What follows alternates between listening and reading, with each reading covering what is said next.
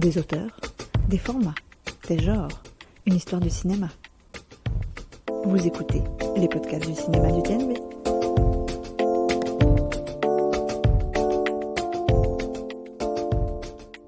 Cycle Jerry Menzel au cinéma du TNB, un podcast présenté par Agathe Presselin et Simon Pajot. Jerry Menzel est mort il y a 1 an et demi, en septembre 2020, à Prague, la ville où il est né. Il avait 82 ans et, depuis la toute fin des années 60, il était devenu l'un des noms importants de l'histoire du cinéma tchèque. Important tout d'abord, parce que ses films eurent un certain succès à l'international. C'est le cas notamment des Trains étroitement surveillés, son premier long métrage, sorti en 68, qui remporte un Oscar. C'est le cas aussi d'Alouette, le fil à la patte, réalisé l'année d'après en 69 et qui, très longtemps censuré, gagne un prix à Berlin en 1990. Et c'est le cas, enfin, d'une Blonde émoustillante, qui se fait remarquer à Venise en 1981. Mais important, aussi, les films de Menzel le sont par les décennies qu'il traverse, celles des années 60, 70 et 80, et qui les virent accompagner à la fois les périodes les plus riches du cinéma tchèque et les plus difficiles aussi, passant de l'euphorie joyeuse des années 1960 à la parole de plomb et la censure qui tombe après l'invasion soviétique en août 1968. On sait d'ailleurs qu'à cette époque, d'autres cinéastes comme Milos Forman par exemple, purent et voulurent partir afin de poursuivre leur travail dans une Europe plus libérale ou bien en Amérique. Mais Jerry Menzel, lui, faisait partie de ceux qui sont restés et qui durent à la fois parler plus discrètement à cause de la censure et continuer, chez eux, à se battre et à travailler.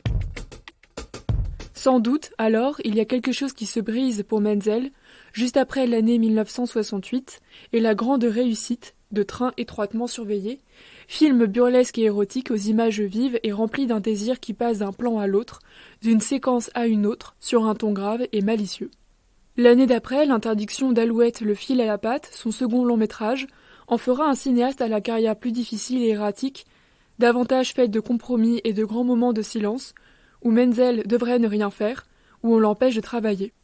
Pourtant, à chaque moment de son travail, il y aura toujours cette manière d'inventer des formes de la lutte, qui passent par des moyens discrets, qui prennent à rebours les histoires, qui se jouent notamment dans les rêves et dans les regards.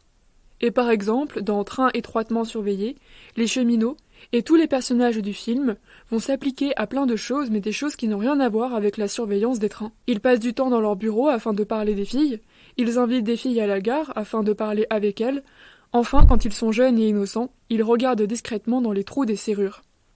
Déjà, derrière les yeux accusateurs et les visages serrés, les chefs de gare un peu méfiants ne comprennent pas ce qui se passe. Cependant, quelque chose arrive, qui est au-delà du travail, qui parle de la libération, qui dit que c'est dans les jeux d'amour qu'on apprend enfin à se battre, que toutes les illusions s'envolent et qu'apparaît l'autorité. Dans Alouette, encore, un film qui se passe en prison, la violence reste dans le hors-champ.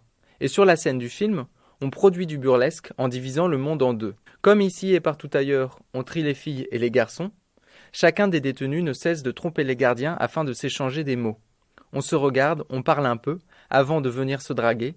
Les garçons aimeraient voir les filles aimeraient voir les garçons. De sorte que le film démarre, et l'autorité s'est enfuie. Il n'y a plus la loi qui régit, et puis des gardiens qui surveillent, mais désormais, il y a des détenus qui feignantent, qui ne travaillent pas, qui s'observent et se cachent pour venir s'embrasser. Car si la prison fait des trous et qu'elle peut séparer les corps, dans le cinéma de Jerry Menzel, il n'y a jamais rien à y faire, sinon encore aimer et essayer de se toucher. En quelque sorte, c'est le degré zéro du cinéma de Menzel que l'on voit à l'œuvre dans ses films. Ici ou là, voilà des objets de désir et puis des dizaines de paires d'yeux qui tournent tout autour et créent des occasions de ne pas aller travailler, de toujours penser à l'amour et ainsi d'apprendre à lutter. À cela s'ajoute, dans Une Blonde émoustillante, le dernier des 3 films, un récit basé cette fois-ci sur un vieux souvenir d'enfant dans un grand village onirique. Il se joue toujours le même jeu, mais cette fois-ci dans une réalité moins dure, un endroit peut-être rêvé, qui fait de ces jeux de regard comme une grande scène de la mémoire où viennent enfin danser les fantasmes et les clowns. Et si les personnages ne pensent toujours qu'à s'amuser ou regarder les filles, ce n'est pas seulement qu'ils sont des obsédés. C'est que le monde, désormais, comme dans un monde d'enfants, ne tourne plus qu'autour d'une seule chose, faire semblant de se taire, mais pourtant ne pas s'arrêter, parler à nouveau dans sa tête pour regagner sa liberté.